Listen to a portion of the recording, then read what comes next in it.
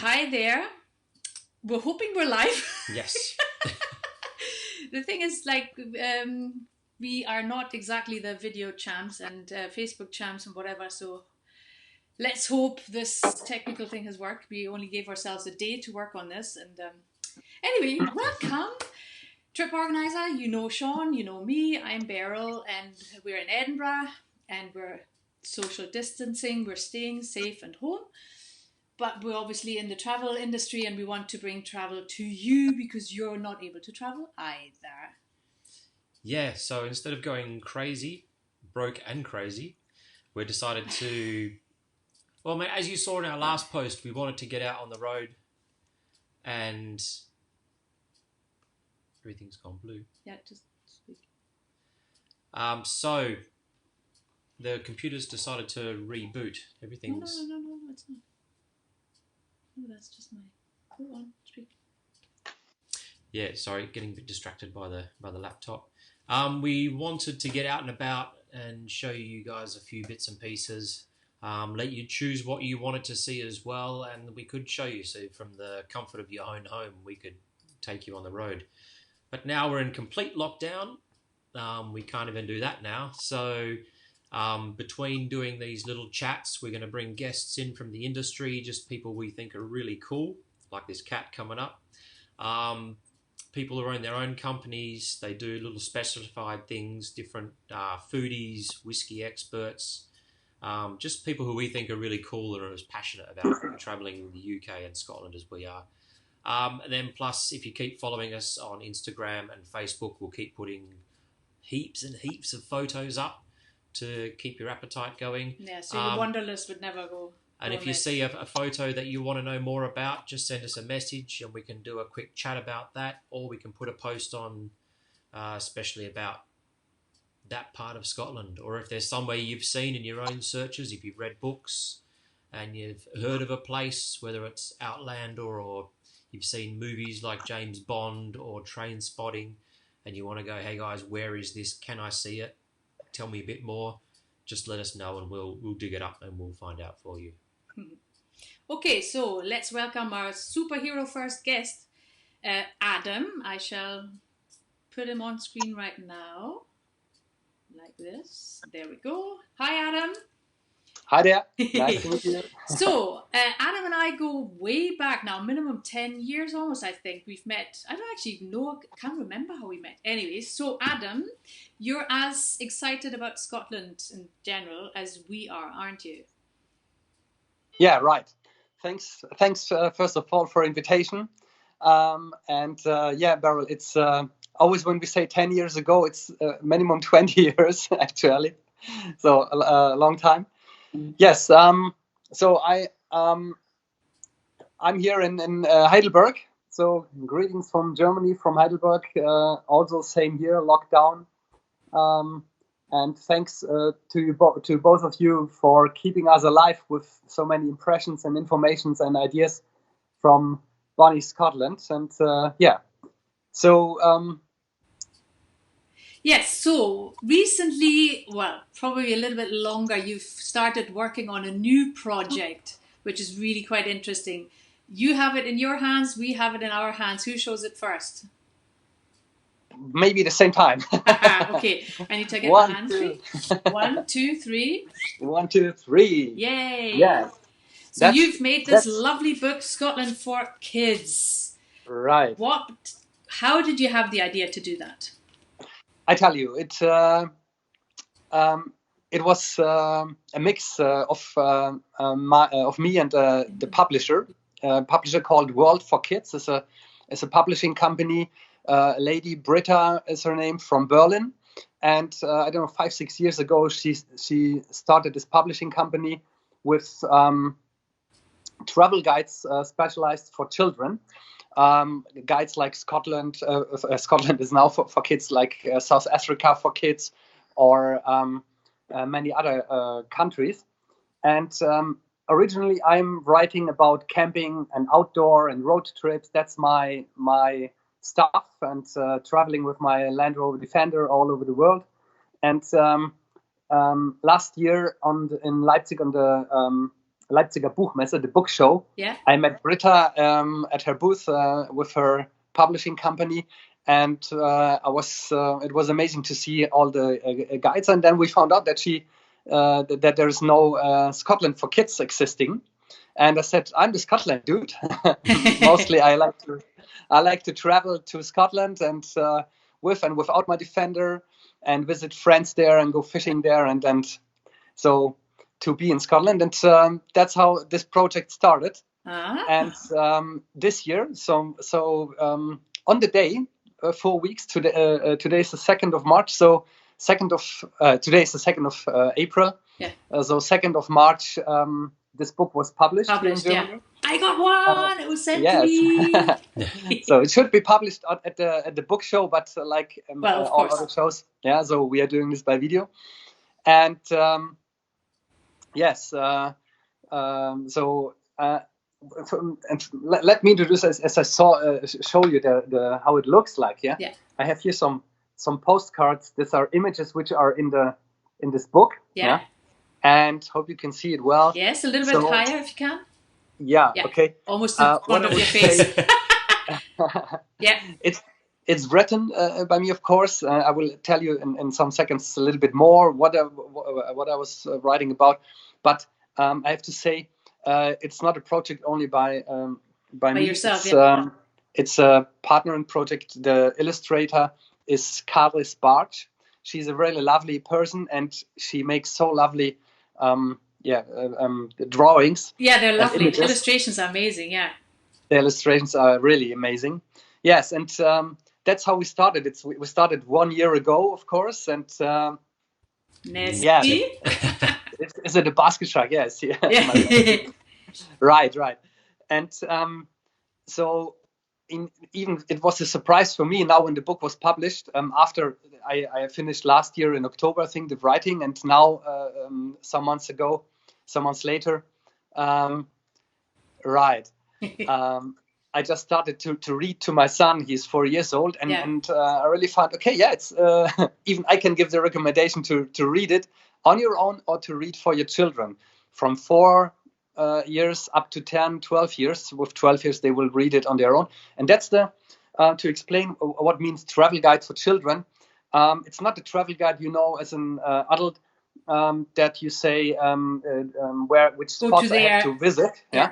It's more when you go together with your children to such a holiday to Scotland or road trip to Scotland, then it gives your children in advance a possibility to get in touch with this country. We were writing about the people, how they live, which jobs do they do. They're fishermen. We are writing the offshore guides, and what they eat, and about the Highland Games and everything else. So when you go through the book, you see even it's written about this guy. I don't know if you see Mr. Munro. Perfect. Yes.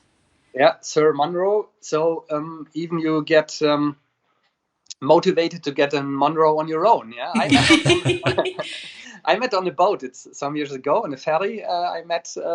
It was an older man, and he said, "Yeah, I'm a Munro," and I think there are a lot of them. Yes. So not just the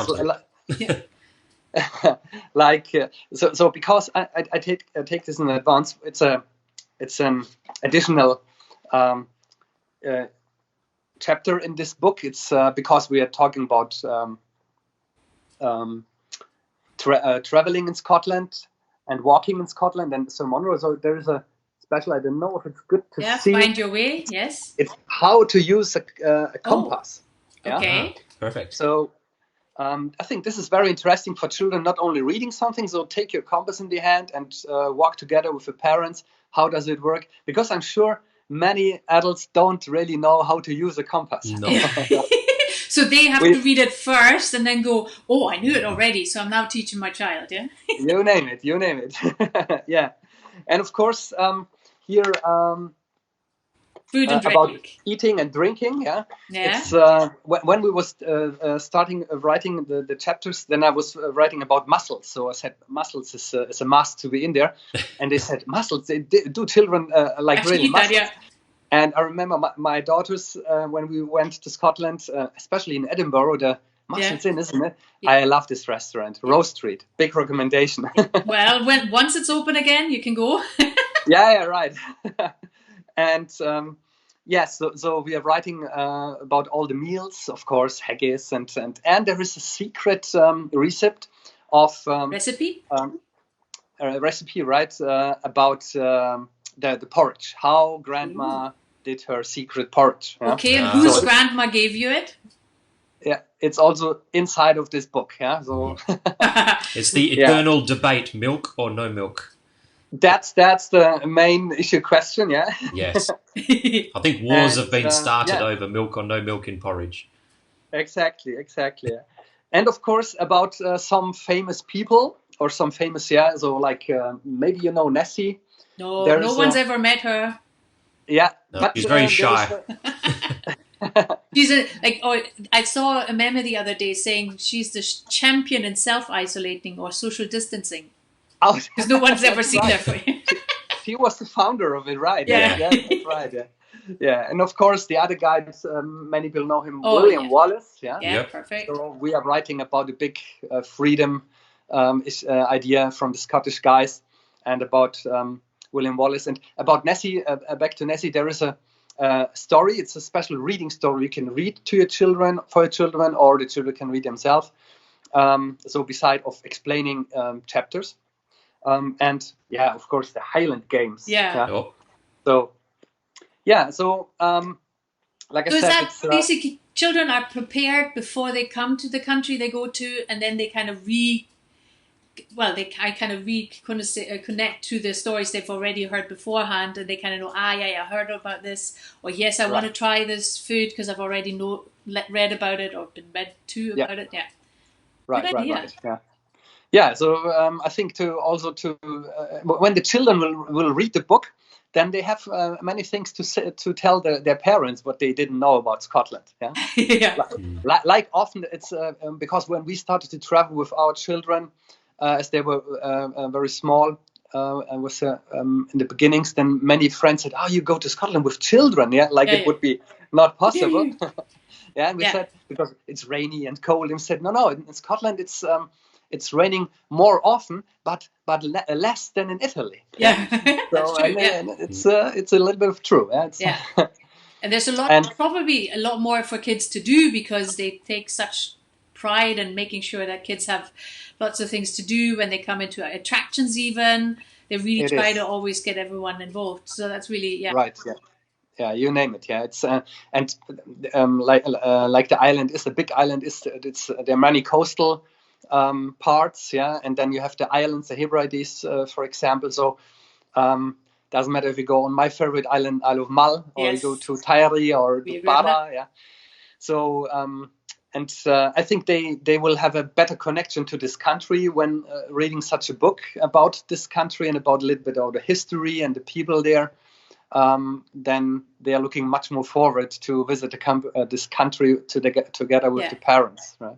So currently, obviously, it's in German. Like put it back here. Right. But will it be translated into other languages?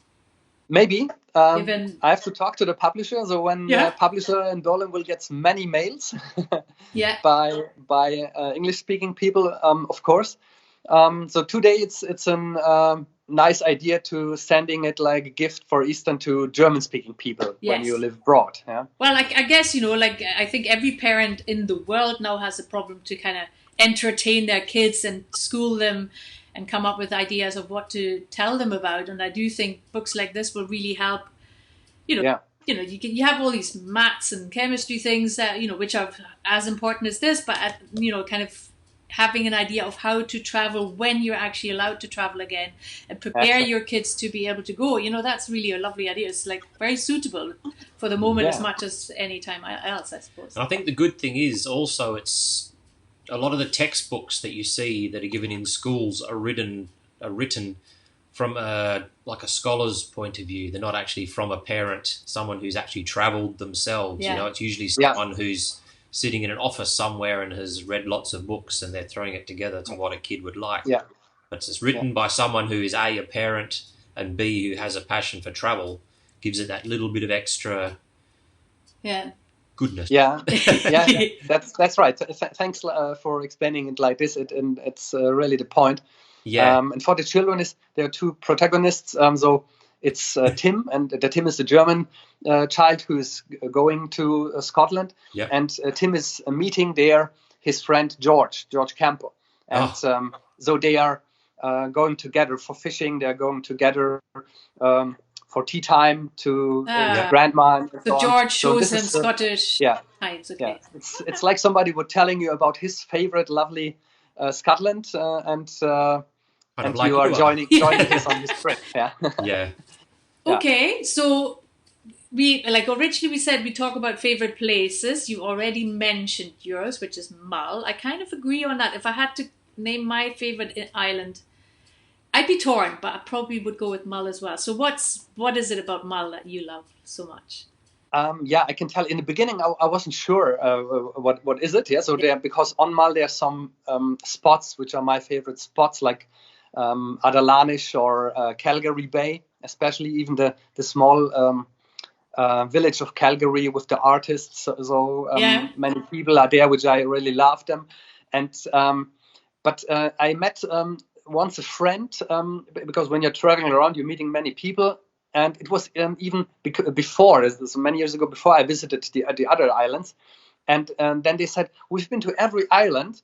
And even this travel guides dude said, Mull is the most beautiful island because it's a mix of all other islands. Yeah, that's true, actually, yeah.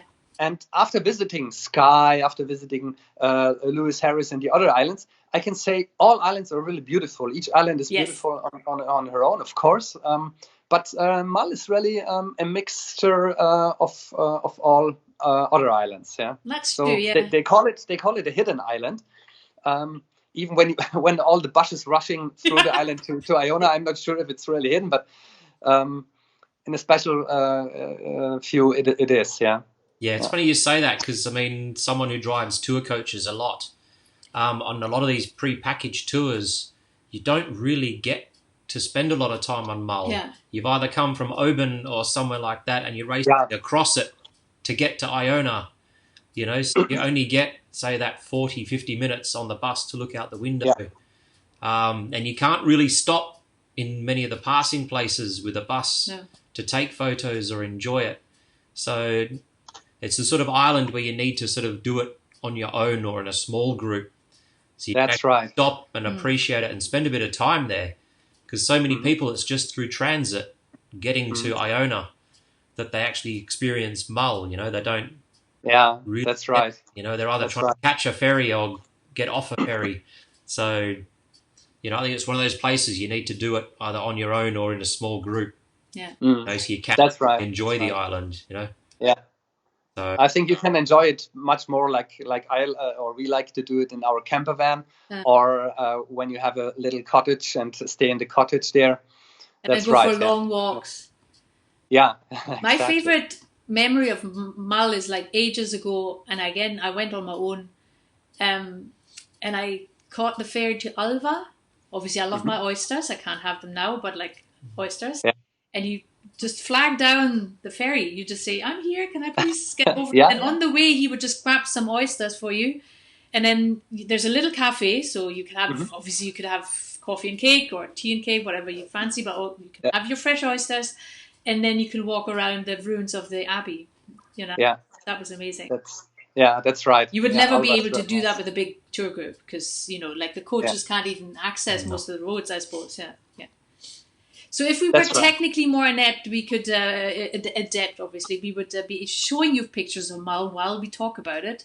We'll do that in the coming weeks. We'll be more prepared and have slideshows ready for you. But this was an ad hoc thing, so you have to imagine about Mull, and we'll send you pictures if you want them, If you like, I can recommend even a very good fishing guide there. He lives on Mull. Okay. We had really amazing fishing trips there in this lochs on Mull. Yeah. So this is really not a bad recommendation because you're getting to places where you're on your own. You would never get there, even if you are 2 weeks there for holidays. So These are my special memories when we're talking about. I mean, memories, that's the thing we try to promote a lot is use locals, because nobody knows the areas better than people that live there. Yeah. A lot of the people there are 3, 4, 5 generations. They've lived there, they've worked there, they've fished there. That's, you can read as many guidebooks as you want, but you've got to live it, and to get that experience and information from someone, and for them to share. I mean, because most people, that we've ever met in Scotland, either in the islands or in the Highlands, they love nothing more than sharing what they've got with other people. Especially if they know they're passionate. They'll sit there and they'll spend every minute of their day with you, making sure that you can experience it. Because it's their life. That's right. And that's a nice experience to joining these people. And to sharing time with them. Okay, so we'll definitely get the contact of you so that we can share it with people if they want to, or we can kind of start building up a connection as well. Because you're right, like we like to promote activities as well, fishing, golfing, hiking in a sense. All these activities are very slow paced and they give you a lot of time to think, but it also gives you a lot of time to chat. And I do think the Scots, that's what I find is the most defining feature. They're good storytellers. They love a laugh. They like to be happy. They like to, like banter. Obviously, they like their drink as well. Could be tea, could be whiskey, could be anything. But all these activities, say if you go fishing, you spend a lot of time together, and it's not just fast paced. It's really slow paced. And even though you might not exchange too many words, you will probably learn a lot about each other and the culture of each other. So that's a lovely way to see a new country, because you go through the people, like you were saying. Exactly. Yeah. That's nice. Okay, so apart from Mull, yes. Next, if not Mull, what next? What you mean with spot next? Yes. When we stay on the islands, next spot I would recommend, and I would say where I would like to go is Isle of Barra. So even today on Instagram, by coincidence, I saw the Fadersee beach. This is really one of my favorite beaches. And Barra, I remember it's 5 years ago we've been there. There is the maybe the little airport. It's only when the tide is away, then the little planes can land there. And when the tide is away and there is no schedule for planes, then you're allowed to walk there. Even you're allowed to, I don't know if you're allowed, you can go with your car on this beach, and don't tell anybody. And so we went there and we collected mussels there, and then we cooked them in our camper van, and so this is still also one of my favorite memories to Barra. And Sean was supposed to go to Barra and Joost and Lewis and Harris May, but obviously given the circumstances the trip had to be cancelled. So yeah, I know everything is like you have to wait. There's a lovely lady, now I can't even think of the handle, who is in Bernesay, I think, and she's tweeting, and every day you get a lovely beach photo or wherever she's like taking her one day activity. So if you don't know her yet, I'll pass her on to you so we could. You'd love the pictures she's sending. Okay, nice. Looking forward. Let's do this. Yeah. That's cool. And what about places that are high on your list that you want to go that you haven't seen yet? Yeah. On my list, because click you somewhere. Yeah, through writing the book, I also felt that I need to go soon. Yeah. Wait a second. So okay, all good. Yep. Yes. So what I don't have visited, I've been to Aberdeen and the other the coast, but so before the lockdown, we made a road trip plan. What was more north side, and there is one beach. It's only accessible by a 1 hour walk, but I don't know the name actually. It's northwest Sandwood Beach. That's the name. Yeah. So very famous, one of the most famous beaches. So this is on my list where I've not been yet, and maybe in June or the summer will be possible to travel again, then yeah, we definitely hope so. We know that sort of April, May now, we're sort of hearing that all the August and the summer festivals have been closed. Even the tattoo, first time in 70 years. Yeah. It's actually meant to be the 70th anniversary of the tattoo this year. All the festivals, which, I mean, living in Edinburgh, a lot of people who here have got a love-hate relationship with all the festivals. So it's been received with mixed emotions, but it's a lot of people come for those events and then they'll travel as well. So that's been another one of the things that's hit us, is the amount of people now that, because these festivals aren't going to be on, they're not coming anyway. They're not sure if they're going to come or not, yeah. So, but we don't think that the travel ban will be in place until then. I do think they had to cancel because they need to plan and start building things way in advance. Yeah. But you never know. It could actually, we can't say anything. Yeah. I think, lots of people have kind of, said, okay, we'll come next year. But some people are still waiting. They're like, whenever I can go, I'll go.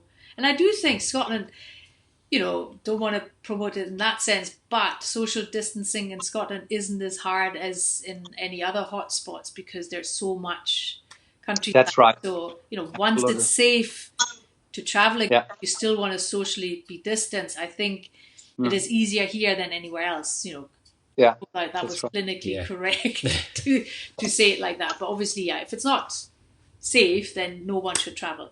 That's okay. Yeah, I see the same. And when you're traveling like us in a camper van on road trips, then you're always on your own and far away from many people.